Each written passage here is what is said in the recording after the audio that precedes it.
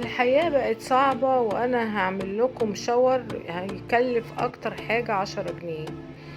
ومن هنا الفيديو ده حاز على اعجاب الملايين، ويلا بينا نبدأه. تبشري صابونة ريحة كده زي ما انت شايفة، وتحطي عليها عبارة عن كوباية مية سخنة بتغلي. بعدين حطينا كوباية تاني وراها كوباية تاني برضو مغلية، واقعد ادوب فيه لحد الصابون ما يبقاش ليه اثر. وتضيفي عليه معلقة سكر عشان يزود الرغوة، ومعلقة بيكربوناتو عشان تفتح معاكي جسمك. هنا بعد ما نشف يوم بحاله نقلناه في حاجة واسعة وضفنا عليه لتر مية مغلية، ومع التقليب بقى تفضلي تقلبي فيه لما يديكي القوام بتاع الشاور اللي انت بتشتريه من بره. وب10 جنيه بس عملتي احلى شاور، وهي تمن الصابون دفعتي تمنها.